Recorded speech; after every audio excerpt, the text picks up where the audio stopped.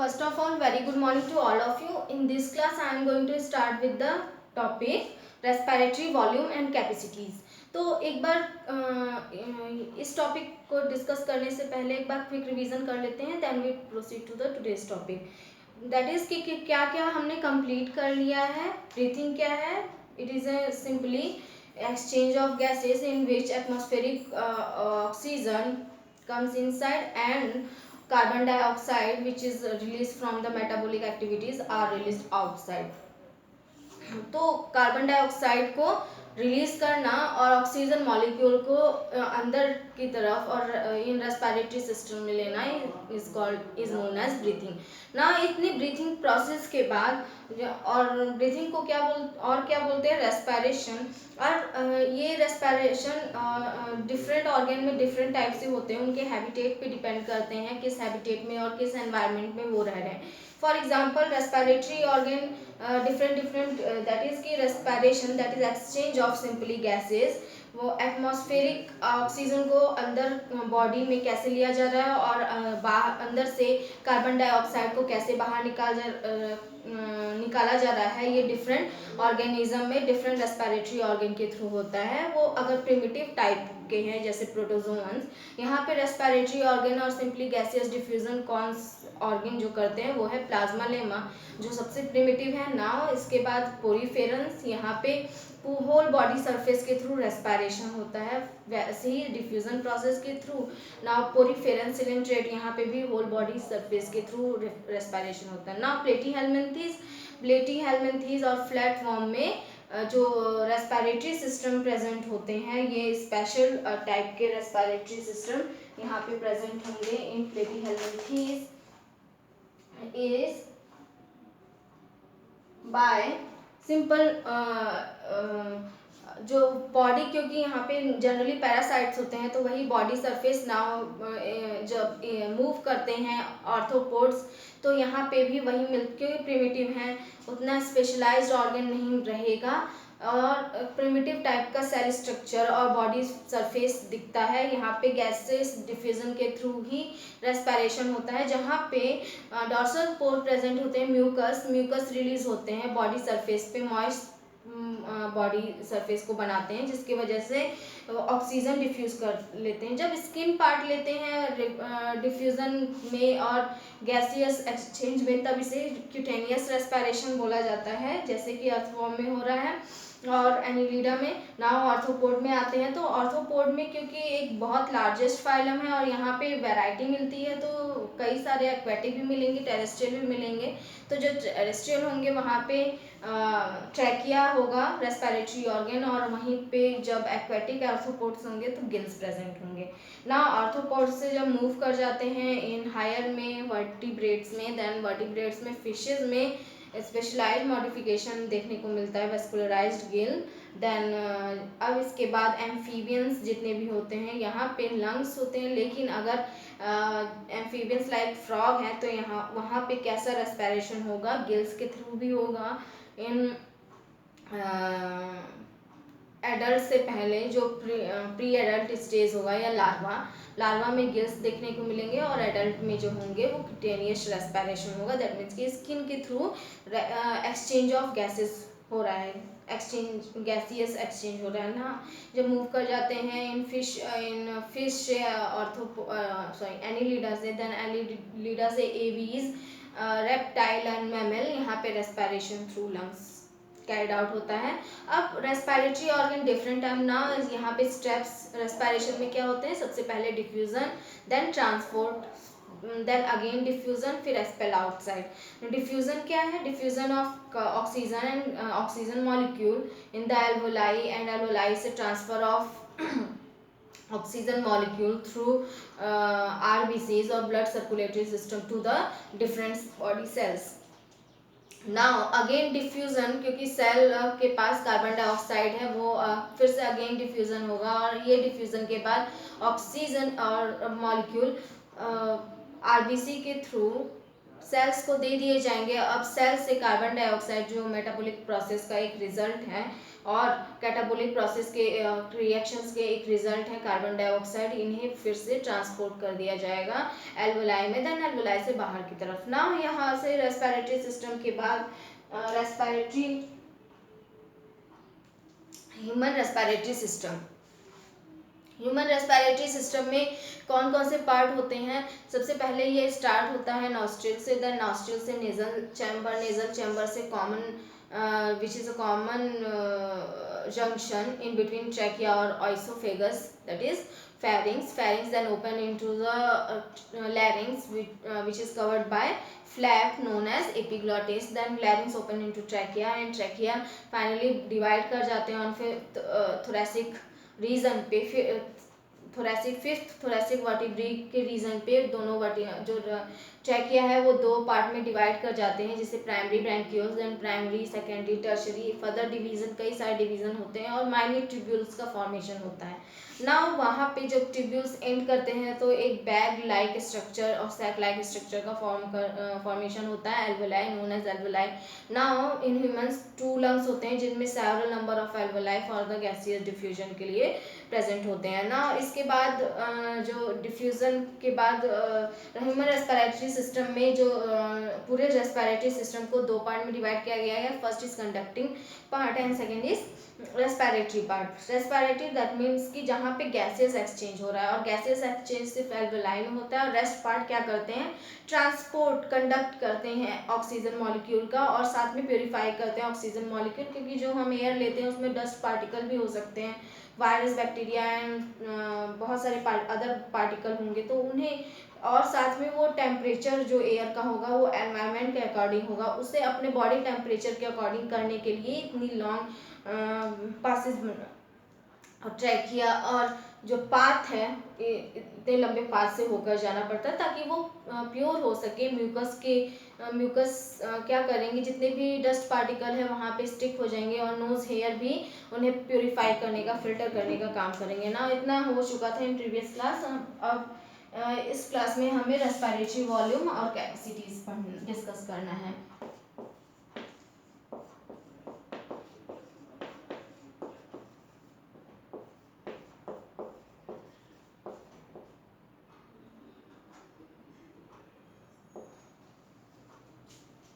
And capacities.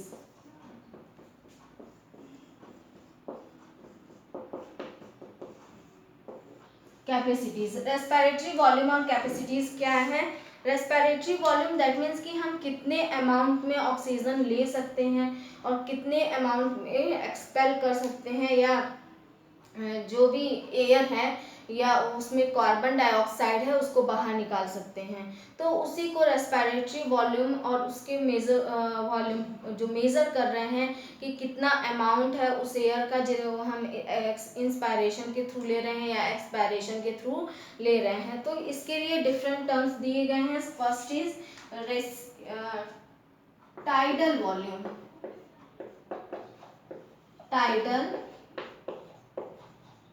Volume, tidal volume क्या है कि amount of air which inspire और expire in a normal person और ड्यूरिंग ब्रीथिंग। इन्हें मतलब एक सिंगल ब्रीथिंग के समय कितना इंस्पायरेशन कितने अमाउंट ऑफ एयर का इंस्पायरेशन और एक्सपायरेशन हो रहा है, तो इसे क्या बोला जाएगा, टाइडल वॉल्यूम। तो ये है वॉल्यूम ऑफ एयर इंस्पायर्ड और expired during normal respiration. Volume of air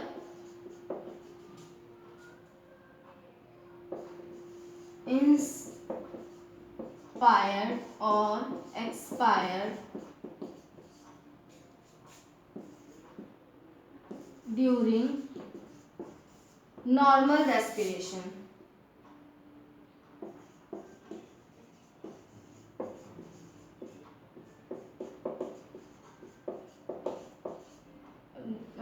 during normal respiration. अब इसका अमाउंट क्या होता है, दैट कितना अमाउंट होता है, 500 मिलीलीटर 1 मिनट में या 500 मिलीलीटर एक बार ब्रीथिंग में करने में होता है। ये ओनली पर ब्रीथ, एक बार ब्रीथिंग में इतने अमाउंट में एयर ऐड किया जा सकता है और इंस्पायर्ड किया जा सकता है। अब एक पर मिनट ब्रीथिंग कितनी होती है? पर मिनट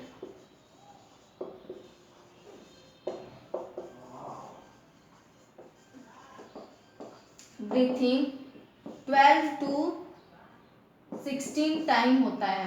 तो अगर इसे 1 मिनट में कितना इंस्पायर्ड और एक्सपायर्ड होगा टाइडल वॉल्यूम पर minute,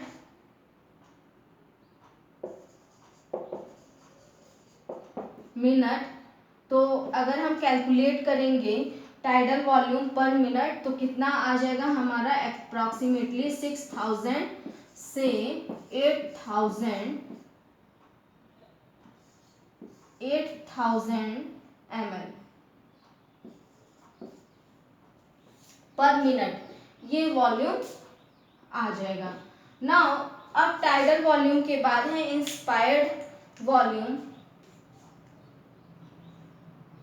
second is inspiratory volume, reserve volume, sorry.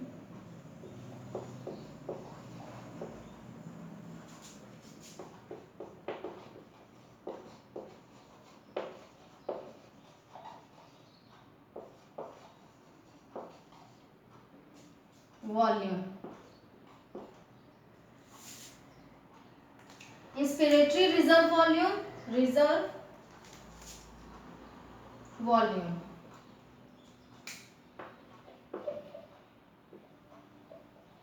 Reserve volume, inspiratory reserve volume क्या है कि इंस्पिरेशन के थ्रू या इंस्पायरेशन के टाइम कितने अमाउंट में एक पर्सन ब्रीथिंग के टाइम कितने अमाउंट में एयर ले रहा है और इंस्पायर कर रहा है। तो additional volume of air a person can inspire by a forcible respiration. For example यहाँ पे वॉल्यूम है, तो वॉल्यूम इस वॉल्यूम ऑफ एयर इंस्पायर्ड और एक्सपायर्ड ड्यूरिंग नॉर्मल रेस्पिरेशन में क्या कर रहे हैं कि इतने 6000 से 8000 मिलीलीटर ऑफ एयर इंस्पायर्ड कर रहे हैं या एक्सपायर्ड कर रहे हैं, दोनों होगा ना। अब यहाँ पे इंस्पायरेटरी रिजर्व वॉल्यूम में क्या है, इसके सिवा और कितना एक पर्सन कितने अमाउंट में फोर्सिबल इंस्पायरेशन के थ्रू कितने अमाउंट में एयर ले सकता है। तो forcible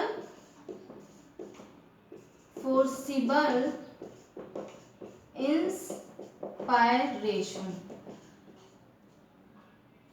forcible inspiration, that is additional volume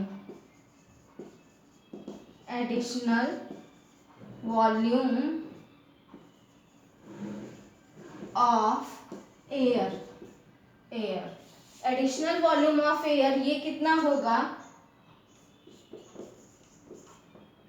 is equal to 25,000 से 3000 ml. Now third is expiratory reserve volume. Expiratory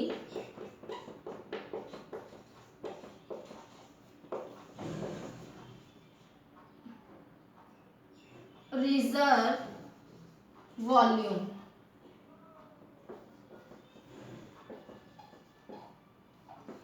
expiratory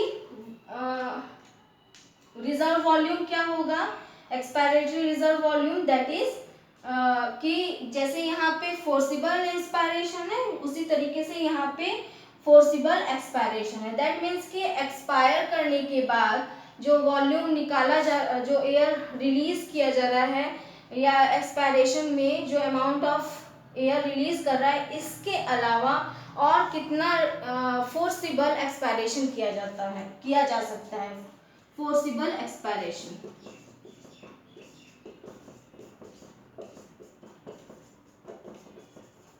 forcible expiration कितना होगा? Forcible expiration that is 1000 to 1100 ml, इतना वॉल्यूम पर मिनट निकाला जा सकता है। Now it is denoted by ERV।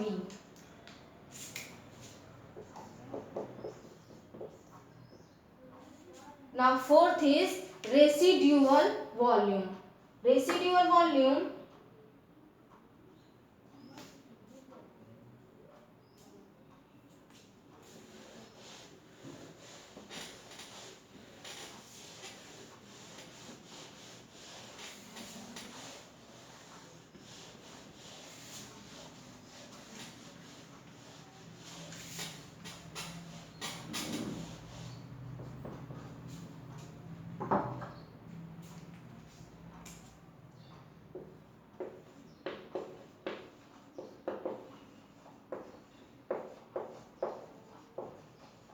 residual volume RV, remaining volume of air, remaining volume of air after expiration, after normal expiration, after a normal expiration। Normal expiration के बाद जो remaining volume है air का वो कितने, पूरा lungs, तो lungs में जो एल्वेलाइन है पूरे नहीं, पूरा अमाउंट जितने भी अमाउंट है मतलब सभी अमाउंट नहीं रिलीज होंगे, कुछ अमाउंट एल्वेलाई में रिमेनिंग रह जाता है और वो वॉल्यूम क्या है? Residual volume. ये अप्रॉक्सीमेटली 1100 to 1200 ml होगा, मिलीलीटर होगा। ना रेसिड्यूअल वॉल्यूम के बाद inspiratory capacity, fifth is inspiratory capacity. Inspiratory capacity क्या है? इसे डिनोट करेंगे IC से, is equal to IRV। Inspiratory capacity is equal to IRV, that is inspiratory reserve volume plus inspiratory reserve volume and tidal volume. Tidal volume, tidal volume क्या है कि volume of inspiration और expiration that is 5 approximately 6000 to 8000, और inspiratory reserve volume की forcible मतलब इससे plus tidal volume कितना है? 6000, अप्रॉक्सीमेटली 6000 ले लेते हैं ना। इंस्पायरेटरी रिजर्व वॉल्यूम क्या है? वो वॉल्यूम जो इंस्पायरेशन के बाद मतलब कि फोर्सिबल इंस्पायरेशन और कितना, सॉरी इंस्पायरेशन कर रहे हैं, normal inspiration then forcible inspiration. Forcible inspiration ये कितना हो सकता है? 2500 ml हो सकता है। नाउ ऐड कर देंगे तो हमारा जो इंस्पायरेटरी कैपेसिटी हमारा निकल जाएगा, दैट इज प्लस इसकी इंस्पायरेटरी कैपेसिटी क्या होगा कि inspiratory reserve volume plus tidal volume, जो फोर्सिबल इंस्पायरेशन है प्लस टाइडल वॉल्यूम जो normal inspiration then forcible inspiration को ऐड कर देंगे तो हमारा इंस्पायरेटरी रिजर्व इंस्पायरेटरी कैपेसिटी मिल जाएगा। Like this inspiratory capacity, sorry expiratory capacity,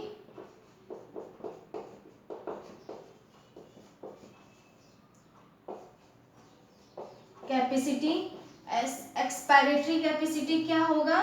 that is expiratory reserve volume expiratory की reserve volume plus tidal volume, मतलब कि जो एक normal expiration then forcible expiration दोनों को ऐड कर लेंगे तो उतनी कैपेसिटी हो जाएगी, expiratory capacity. Now seven is एक्सपायरेट vital capacity.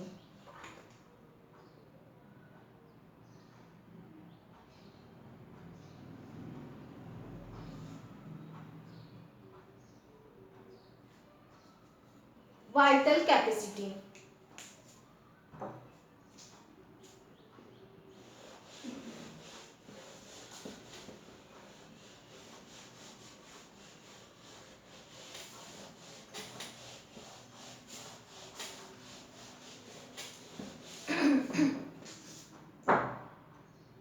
Vital capacity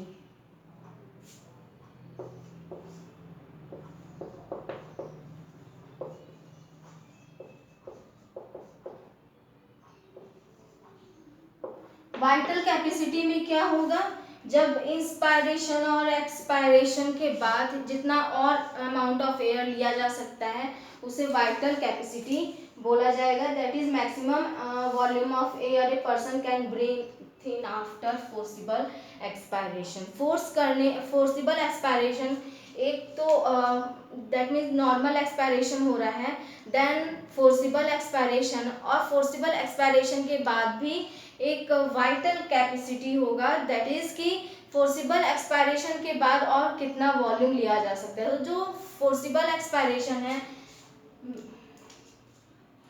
maximum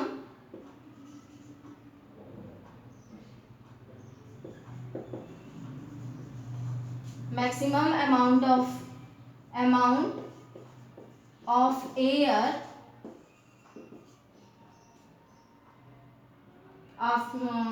maximum amount of air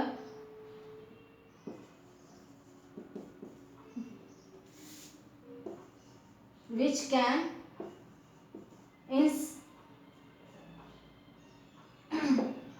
inspire by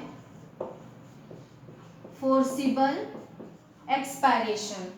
forcible expiration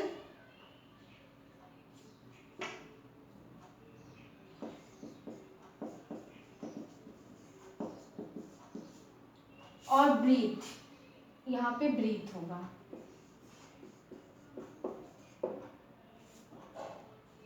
that is कि फोर्सिबल एक्सपायरेशन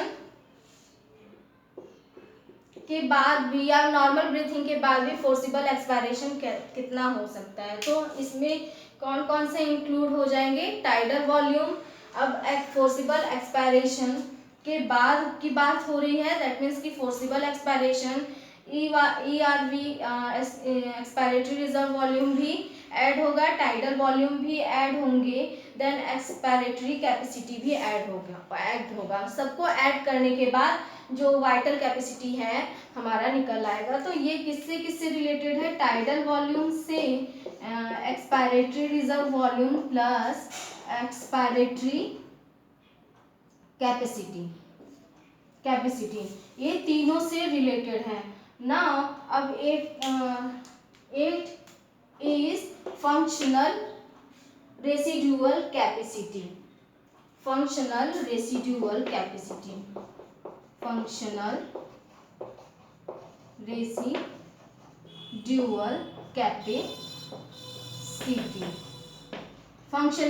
रेसिडुअल कैपेसिटी क्या है, फंक्शनल रेसिडुअल कैपेसिटी में अगर हम ERV जोड़ दे, that is inspiratory reserve volume and residual volume, functional respiratory capacity is equal to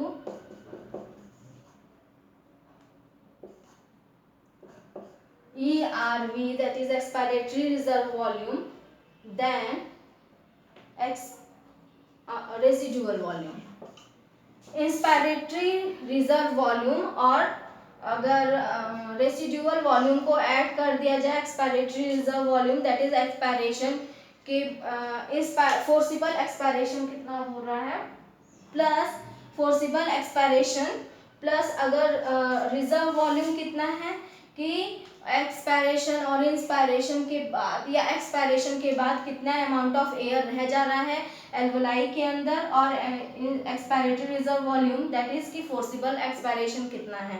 अगर दोनों को ऐड कर दिया जाए, फोर्सिबल एक्सपायरेशन दैट मीन्स कि फोर्सिबल एक्सपायरेशन के बाद कितना वॉल्यूम रह गया है, तो फोर्सिबल एक्सपायरेशन कितना हो रहा है प्लस रिजर्व वॉल्यूम, तो हमारा फंक्शनल रेसिडुअल कैपेसिटी निकल आएगा यहाँ पे।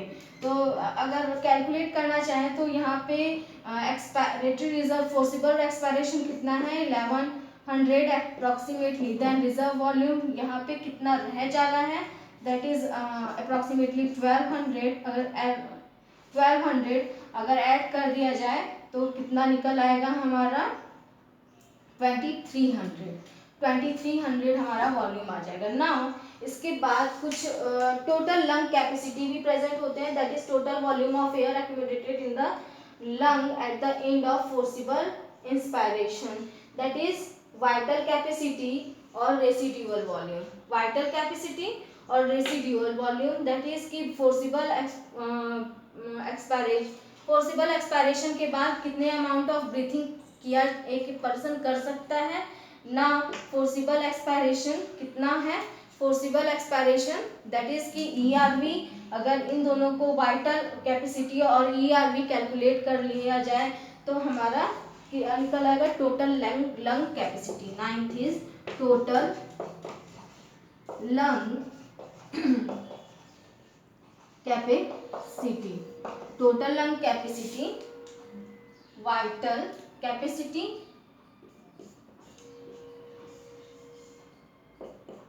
Vital capacity plus ERV that is in expiratory reserve volume. Expiratory reserve volume जितना है दैट इज फोर्सिबल एक्सपायरेशन कितना हो रहा है प्लस फोर्सिबल एक्सपायरेशन के बाद जो वाइटल कैपेसिटी है, जो मैक्सिमम और ब्रीथ कितना कर सकता है, ब्रीथ दैट मीन्स कि एक्सपायरेशन और कितना कर सकते हैं, तो वाइटल कैपेसिटी इससे तो अगर कैलकुलेट कर देंगे तो हमारा निकल आएगा, क्या निकल आएगा टोटल लंग कैपेसिटी,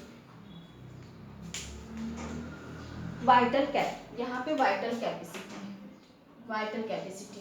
ना ये तो रेस्पिरेटरी वॉल्यूम और रेस्पिरेटरी कैपेसिटीज थे।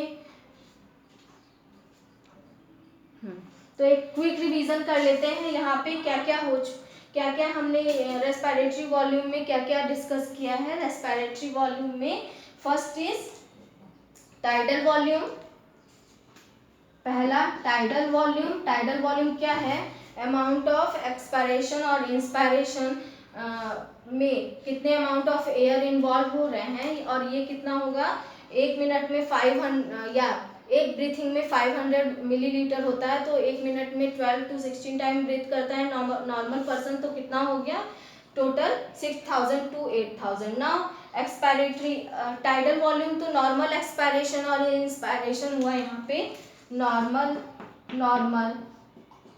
एक्सपायरेशन और इंस्पायरेशन हुआ। नाउ इंस्पायरेटरी रिजर्व वॉल्यूम कितना होगा कि इतना नॉर्मल करने के बाद normal inspiration plus forcible inspiration, forcible inspiration अगर फोर्सिबल यहाँ पे क्या होगा फोर्स का यूज होगा, फोर्सिबल इंस्पायरेशन कितना हो रहा है।